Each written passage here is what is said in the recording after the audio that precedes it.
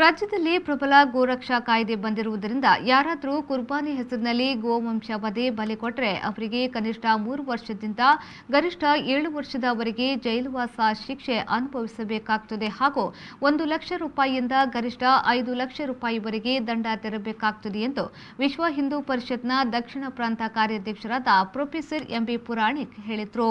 ಅವರು ಮಂಗಳೂರಿನಲ್ಲಿ ಸುದ್ದಿಗೋಷ್ಠಿ ನಡೆಸಿ ಮಾತನಾಡಿ, ಕರ್ನಾಟಕ ಜಾನುವಾರು ಹತ್ಯೆ ನಿಷೇಧ ಮತ್ತು ಸಂರಕ್ಷಣಾ ಕಾಯ್ದೆ 2020ರ ಸೆಕ್ಷನ್ 2(6), ಸೆಕ್ಷನ್ 4, ಸೆಕ್ಷನ್ 8ರ ಅನ್ವಯ ಯಾವ ಸ್ಥಳದಲ್ಲಿ ದನ, ಕರು, ಹೋರಿ 13 ವರ್ಷದೊಳಗಿನ ಎಮ್ಮೆ ಕೋಣಗಳನ್ನು ವಧಿಸಿದಲ್ಲಿ ಅಥವಾ ಬಲಿ ಕೊಟ್ಟಲ್ಲಿ ಆ ಸ್ಥಳಗಳಲ್ಲಿ ಪೊಲೀಸರು ವಶಪಡಿಸಿ ಜಪ್ತಿ ಮಾಡಿ ಆರೋಪ ಸಾಬೀತಾದರೆ ಆಗ ಶಾಶ್ವತವಾಗಿ ಮುಟ್ಟುಗೋಲು ಹಾಕಲು ಅವಕಾಶವಿದೆ ಎಂದು ಹೇಳಿದರು. ಗೋ ಸಂರಕ್ಷಣೆಯ ಗೋ ವಧೆಯ ವಿರುದ್ಧವಾಗಿ ಉತ್ಕೃಷ್ಟವಾದಂತಹ ಒಂದು ಕಾನೂನು, ತಪ್ಪಿತಸ್ಥರ ವಿರುದ್ಧವಾದಂಥ ಕಠೋರವಾದಂತಹ ಒಂದು ಶಿಕ್ಷೆ ಎಲ್ಲ ಅದರಲ್ಲಿ ನಮೂದಿಸಲ್ಪಟ್ಟಿದೆ. ಒಂದು ಜಾಗದಲ್ಲಿ ಗೋವಧೆ ಕಸಾಯಿಖಾನೆ ನಡೀತಾ ಇದೆ, ಅಕ್ರಮವಾಗಿ ನಡೀತಾ ಇದೆ ಅಂತ ಹೇಳಿದರೆ ಆ ಕಟ್ಟಡವನ್ನು ಮುಟ್ಟುಗೋಲು ಹಾಕಬೇಕು.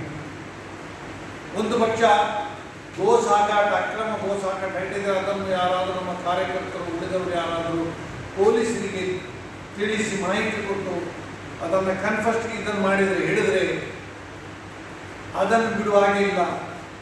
ಅದರ ಮೊತ್ತ ಎಷ್ಟಾಗ್ತದೆ ಅಷ್ಟನ್ನು ಕೋರ್ಟಿಗೆ ಕಟ್ಟಬೇಕು. ಆ ಮೊತ್ತವನ್ನು ಬೆಲೆಯನ್ನು ಕಟ್ಟಿದರೆ ಮಾತ್ರ ಪೊಲೀಸ್ನವರಿಗೂ ಕೂಡ ಅವರ ಸುಪರ್ದಿಗೆ ಕೊಡುವಂಥ ಅವಕಾಶ. ತುಂಬ ಒಳ್ಳೆಯ ಒಂದು ಕಾನೂನು ಇಲ್ಲಿ ಜಾರಿಗೆ ಬಂದಿದೆ.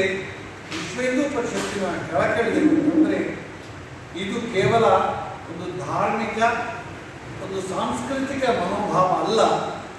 ಗೋವಂಶದ ರಕ್ಷಣೆ ಅನ್ನತಕ್ಕಂಥದ್ದು ನಮ್ಮ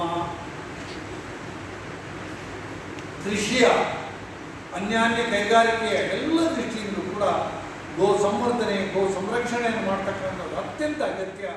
ಈ ಸಂದರ್ಭದಲ್ಲಿ ವಿಶ್ವ ಹಿಂದೂ ಪರಿಷತ್ನ ಜಿಲ್ಲಾಧ್ಯಕ್ಷರಾದ ಗೋಪಾಲ್ ಕುತ್ತರ್, ಪುನೀತ್ ಅತ್ತಾವರ, ಪ್ರದೀಪ್ ಪಂಪ್ವೆಲ್, ಗುರುಪ್ರಸಾದ್ ಉಳ್ಳಾಲ್ ಉಪಸ್ಥಿತರಿದ್ದರು.